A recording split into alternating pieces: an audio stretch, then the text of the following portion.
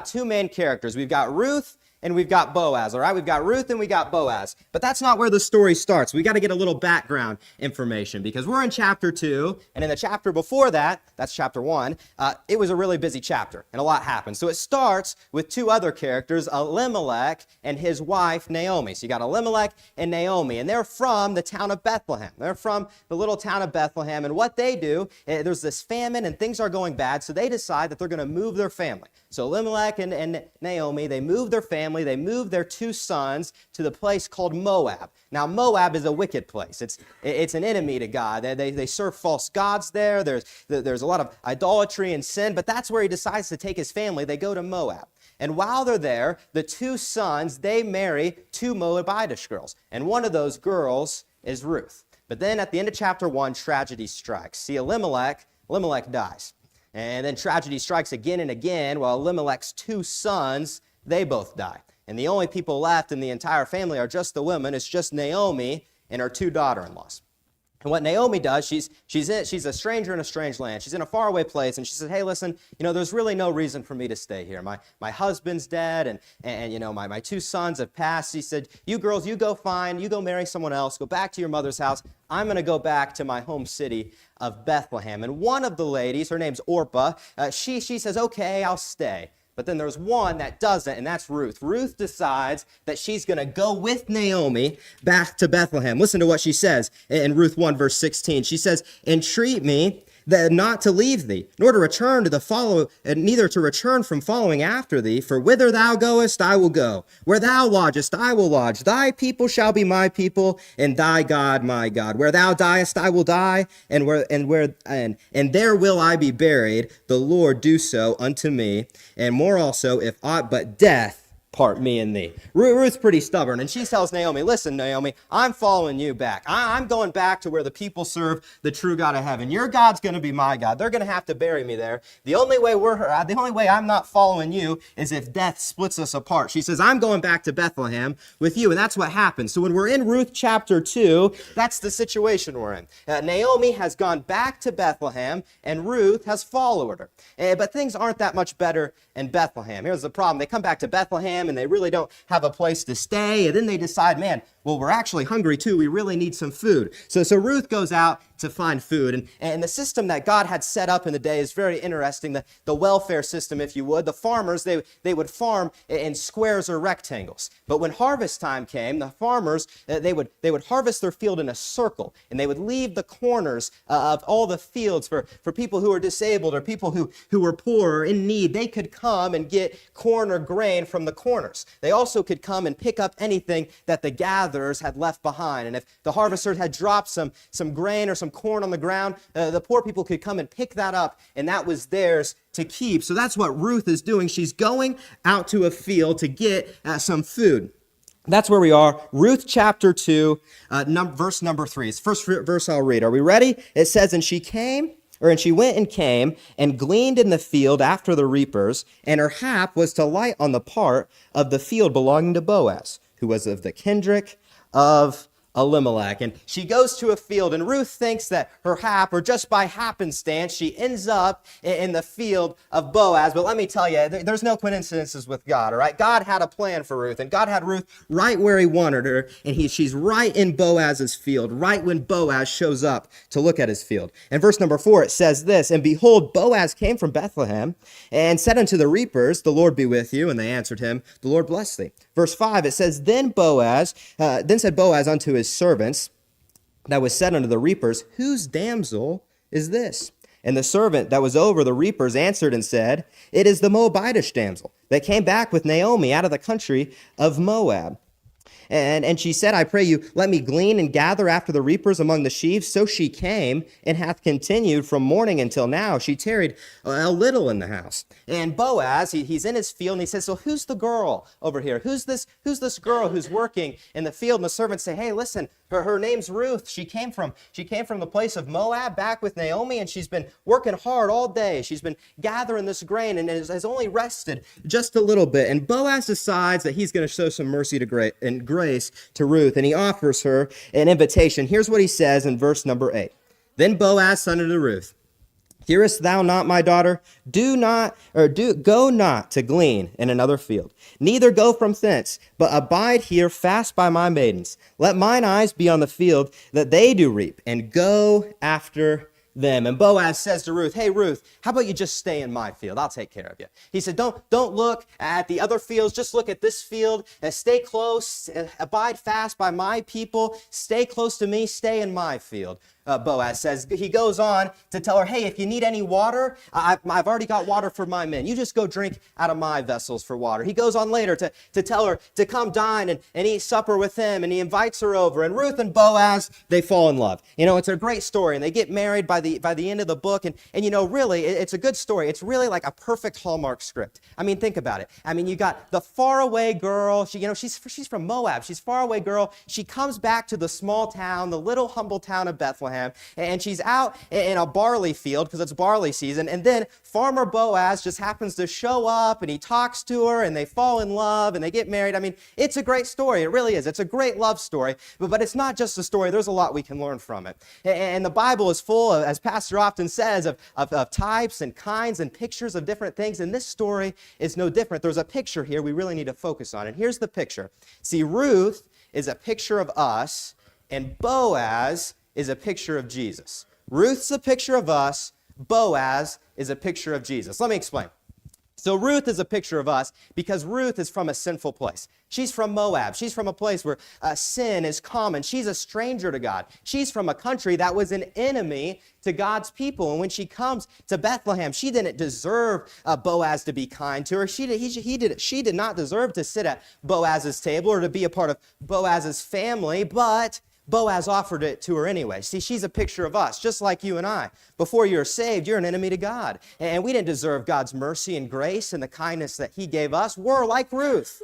But Boaz, he's like Jesus. Because when Ruth comes, Boaz didn't have to be nice to her. He didn't have to invite her in and take care of her and show her all this love and kindness. You know what Boaz says? He said, hey, listen, you can drink out of my water vessels. Just like Jesus tells us, hey, come and drink from the water that I give and you'll never thirst again. You know, just like Boaz says, hey, why don't you come sit at my table? Just like Jesus says, hey, come and dine with me, he told his disciples. Boaz says, hey, come be my bride like we're to be the bride of Christ. He says, come be a part of my family. Just like Christ's invitation to us is to be a part of the family of God. See, Boaz is the picture of Jesus. Ruth is the picture of us. And with that in mind, I want to focus in on our key verses for tonight.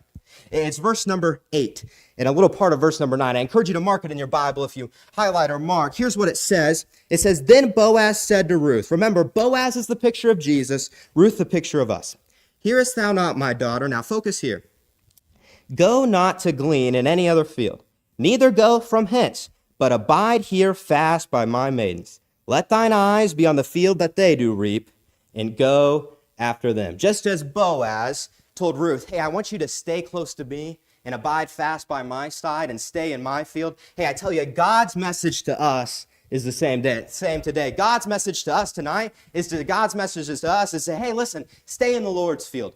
Don't go wander off. Don't go to the fields of sin. Don't go to the fields of pleasure. Don't go to the fields that the world has to offer. No, you abide fast by me. You keep your eyes here. You stay close to me. Stay in the Lord's field. Stay close to Jesus.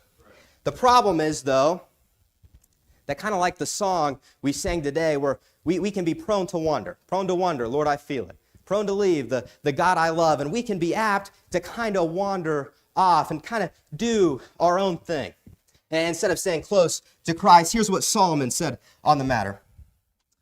He said this in Ecclesiastes 10. He said, he that diggeth a pit shall fall into it. And here's what I want you to focus on. And whoso breaketh an hedge, a serpent shall bite him. And whoso breaketh a hedge, a serpent shall bite him. What's that mean? He that breaks a hedge, a serpent's going to bite him. What's it mean to break a hedge? What's it mean the serpent's going to bite you? Well, here's what it means. The hedge is kind of like a fence. And we're somewhat familiar with this. In your field that you can probably see from your house, or if you have some land, you might have a hedgerow going along the side of your field. It's a hedge. And before the days of barbed wire, and this really didn't catch on in America, but in other places of the world, people used hedge, kind of like a hedge bush in front of a house, as a fence. And they even use it up into modern times. I think about Europe. France is full of hedges. June 6, 1944, Operation Overlord, D-Day begins, and we storm the beaches of Normandy. It's an eventful day. We've got paratroopers securing the flanks, taking care of the bridges. The fighting's the fiercest on Omaha Beach, but we finally take the beaches.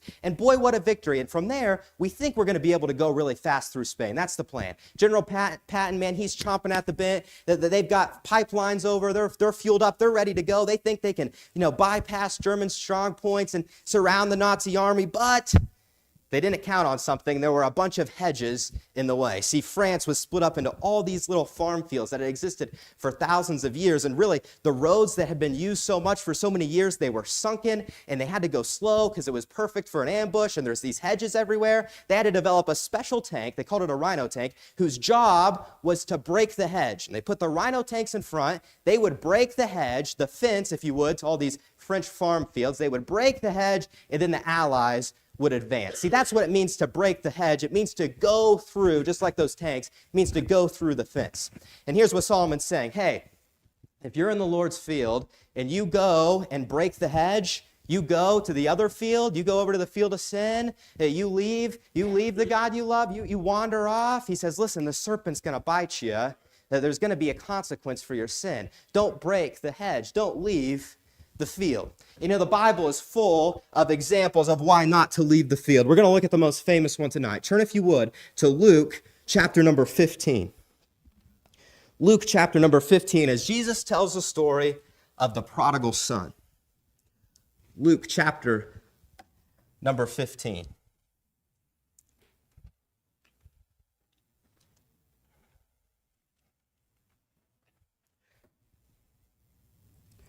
I'll begin reading in verse 11. It says this, and he said, it's Jesus speaking, a certain man had 2 sons, and the younger of them said unto his father, Father, give me the portion of the goods that falleth to me. And he divided unto him his living. And not many days after the younger son had gathered all together, he took his journey into a far country, and there wasted his substance with riotous living. And when he had spent all he had, there arose a mighty famine in the land, and he began to want. And he went and joined himself to a citizen of that country, and he sent into him the fields to feed swine. And he would fain that he had filled his belly with the husk of that swine that he did eat, and no man gave unto him.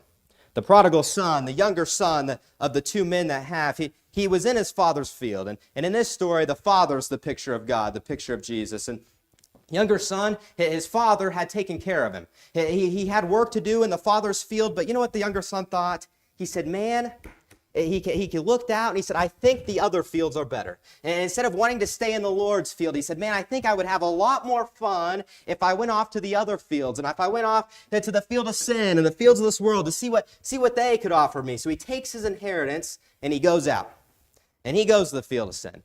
And he spends his nights chasing whiskey and women and really thinking that he's living it up. And he spends his time doing all the fun things, thinking he's having the grand old time. And you know what? He probably did have a little fun for a while. But the Bible says that joy, the joy of a hypocrite, is just for a moment.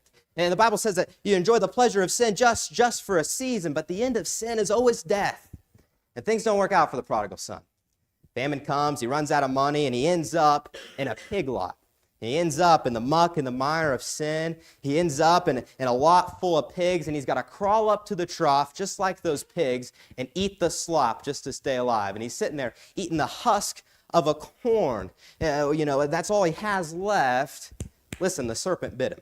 Whoso breaketh the hedge, a serpent will bite him. I think of another character, a little less known in the Old Testament, Genesis chapter 4. Her name's Dinah. She's Jacob's daughter, and she could have stayed in her father's field. She could have stayed in the Lord's field. Dinah could have. But you know what the Bible says? It says she went out to sea. She looked out and she said, man, everybody else is having more fun than me. Man, I think I'd have more fun if the grass looks a little greener on the other side of the hedge. I think I'm going to go out and see the other fields and see what the world has to offer me. And she was defiled by sin. It's a big mess. Listen, the serpent bit her. She left the field, and sin left its mark, and sin's mark is always an ugly one. And Satan's really good at making us think that the other fields look better. He's really good at making us think that, hey, the grass is greener on the other side of the fence. And he's really good at putting his best foot forward, but it's all in the front end. As soon as you get past it, you realize there's no joy there. There's no real satisfaction there. The end of sin is always death. It's always death. The other fields look good, but it's just a lie from the devil. And if we're not careful, it doesn't take much to wander into sin these days. It doesn't take much wandering to find sin. If you're looking for sin, sin's easy to find, and it doesn't take much sin to make a big mess of things. It's kind of like this egg I've got here in my pocket. This is a good egg, farm fresh egg. The problem is this egg is fragile. It's very fragile. So, when I got here to church, and when I saw Josh, I didn't tackle him. I didn't play any football in the parking lot. Why? Because, man, I had this egg in my pocket. I had to be careful. I had to protect it. When I walked in and saw Jack, normally I'd go give him a big shoulder bump. But I had to kind of be careful. I didn't want to break this egg. It's pretty fragile. When I saw Brecken, I didn't wrestle him to the ground. I had this egg in my pocket. I really did. I had to be careful. I tell you, handshaking time, man, that was the scariest. I'm not trying to bump into the pews. I had to be careful. There's an egg in my pocket. And this egg, it would not take very much to make a big mess out of this egg. That's why I had it in the plastic bag, just in case. It wouldn't take much to make a big mess. I like what Ecclesiastes says. He says, man is born a few days and full of trouble. Hey, it doesn't take us very many days to just make a whole mess out of things and sin. That's what this egg is like. We've got to protect our hearts how you'd protect an egg. Protect your life from sin. Brecken, hang on to this for me. He's awake now. He's paying attention. Good, I was checking, all right? But you and I, we've got to protect our life from sin. Sin is a dangerous thing. It doesn't take much to make a mess of things, just like this egg. The Bible says, keep thy heart with all diligence, for out of it are the issues of life. If you're in Luke, we're going to jump right back into our passage. Luke chapter 15. Hey, I'm thankful that even though the prodigal son left, he had the opportunity to come back home. Amen. Let's finish the story. Let's get to the good part. Luke chapter 15, if you're still there. Verse number 17, it says, and when he came to himself, hey, listen, if you spend any time in the field of sin, it's not going to take you long to come to yourself and realize, hey, this was a bad idea. You always regret it. It says, and he came to himself and said, how many hired servants of my father's have bread and enough and to spare, and I perish with hunger? The prodigal son, he's sitting in that mud, and he's thinking, man, all of my servants, they have plenty. They have enough. They have so much. They have some to spare, and I'm about to die of hunger. He says, I will arise and go to my father, and I will say unto him, Father, I have sinned against heaven and before thee, and I am no more worthy to be called thy son, and to make me as one of thy hired servants. And he arose, and he came to his father.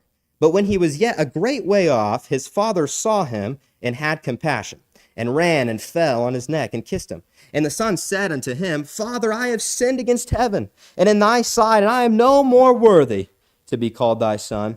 But the father said unto his servant, Bring forth the best robe, and put it on him. Put a ring on his hand, and shoes on his feet. Bring hither the fatted calf, and kill it. Let us eat, let us be merry. For my son was dead, and is alive again. He was lost, and is found. And they began to be merry.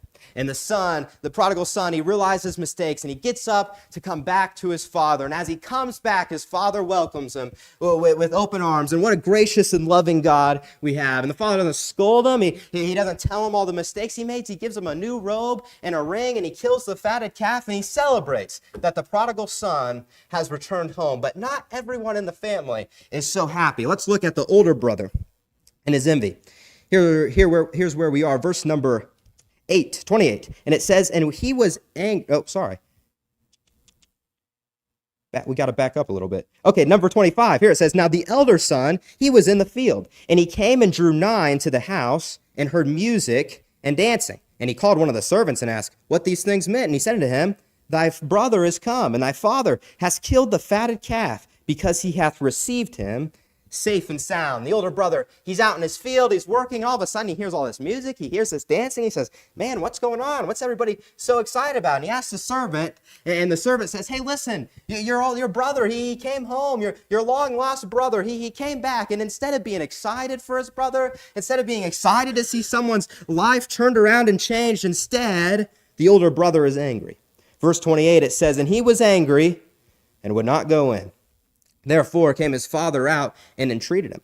And he, this is the older brother, said unto his father, Lo, these many years do I serve thee, neither transgressed I at any time in thy commandment, yet thou never gavest me a kid that I might make merry with my friends. But as soon as this thy son, which come, which hath devoured thy living with harlots, thou killest for him the fatted calf. I want you to notice something very, very interesting about this verse. Look how many times he uses the word I. He says, Lo, these many years do I serve thee, neither transgressed I at any time thy commandment, yet thou never gavest me a kid that I might be merry, it might make merry with my friends. This older brother, he's so self-absorbed and he's so focused on himself and he's all upset. Notice what he says. He says, that this thy son, which hath devoured thy living with harlots, thou hast killed for him the fatted calf. See, this is interesting because, the older brother, he hadn't even talked to his younger brother yet. He really doesn't know what his younger brother's been up to. He says, but he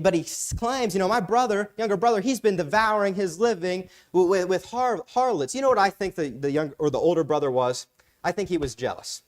Now, I think that whole time that his younger brother was off, I think he wished that he was off in the other fields too. I think he was sitting there doing work in his father's field and saying, man, my younger brother right now, he's getting to have all the fun. And my younger brother, he's getting to do whatever he wants to. He gets to really live it up. And I'm stuck here in the Lord's field. And I wish I was in the other field. That's the attitude of the older brother. But look what the father tells him. Verse 31, in all this wisdom, he says this. He says, And he said unto him, Son, thou art ever with me, and all that I have is thine. Son, thou art ever with me, and all that I have is thine. The father says, listen, all that I have is yours. He says, listen, it's enough. Listen, tonight, Jesus is enough. And whatever situation you're in, Jesus is enough. And I tell you, the field of the Lord, the Lord's field, Jesus, it's enough. The Lord's field is good. I think about David. David, he saw, unfortunately, both sides of the story. David spent a little time. He wandered off. He slipped into the fields of sin. But he'd also been a man after God's own heart who really sought after the Lord each and every day. Look what he wrote about the Lord's field. Psalms, the famous Psalm 23. He said, The Lord is my shepherd, I shall not want. He maketh me to lie down in green pastures. He leadeth me beside the still waters. He restoreth my soul. He leadeth me in the paths of righteousness for his name's sake. Yea, though I walk through the valley of the shadow of death, I will fear no evil, for thou art with me. Thy rod and thy staff, they comfort me. Thou preparest a table before me in the presence of mine enemies. Thou anointest my head with oil, my cup runneth over. Surely goodness and mercy shall follow me all the days of my life. And while Satan's really good at making people want to be in the fields of sin and the fields of this world, the truth is that's not where it's at. Because the truth is the pig lots and the muck and the mire, that's all in the field of sin. In the field of sin, that's full of the sharp rocks and the slippery slopes. And in the fields of sin, that's full of those cliffs and drop-offs where people fall off the deep end. But on the other hand, the field of the Lord, God's field, that's where the green pastures are. That's where the still water is. Hey, at the Lord's table, at the Lord's house, that's where the cups are running over. And even when times are tough, and even when there is a valley of the shadow of darkness of death, where the Lord is, in the Lord's field, the Lord will be right there to go with you. Listen, Jesus is enough. The world can offer its best things. Satan can trick you and try to make you think that everywhere else is where the real pleasure and real success is. But I tell you, Jesus tonight, Jesus is enough, and the Lord's field is where we ought to stay. I think about Ruth. Things worked out for Ruth. Ruth has a good life. Boaz says, hey, I want you to stay in my field. I want you to stay close to me. And that's what Ruth does. She does that. And things work out for Ruth. Her great-grandson is the King David of the Bible. And Ruth, in Matthew chapter 1, as she makes it into the genealogy of Jesus Christ. See, God had a plan for Ruth, and Ruth stayed in the field, and God's plan came to pass. And God's plan for each and every one of us is to stay in the Lord's field. It's to stay close to Jesus. And listen, if you don't want to end up in the fields of sin, hey, don't wander off. Make sure your eyes are set on the right course. Stay closer to Christ. Stay close to Jesus. Cling to him. If you don't want to end up in the fields of this world, don't, as Boaz warned, look to the other fields. No, look to Christ. Stay close to Christ. If you don't want to end up in the other fields, stay close to Jesus. Stay close to Jesus. Each and every day, draw closer and closer to Christ. And if we're not careful, we can slip away. Listen, sometimes we think, I didn't really grow any closer to Christ today. You know what that really means? It really means you took a step back.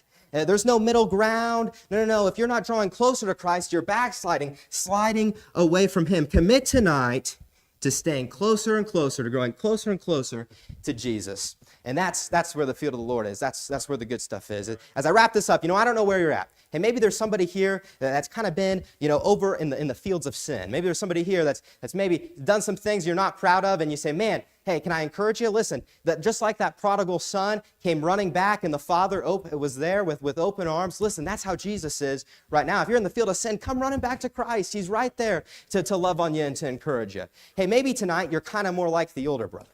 And you're maybe in the Lord's field, but you're kind of wishing, man, you kind of feel I'm kind of missing out on things. Young person, you say, man, my life hasn't been maybe as fun as I wished it would. And you start to kind of look towards the field of sin. Can I encourage you? Don't go over there. Don't go over to the hedge. Don't break the hedge. Hey, get your eyes on Christ. Draw closer and closer to Jesus. Jesus is enough. Maybe you're here tonight and you need to make your heart say, like we sang this morning, Lord, help me to draw near, my God, to Thee. Maybe you just need to recommit and say, Lord, I got to stay closer and closer to You. I got to get closer and closer to You in this busy time of year. However God leads, you let God work on your heart.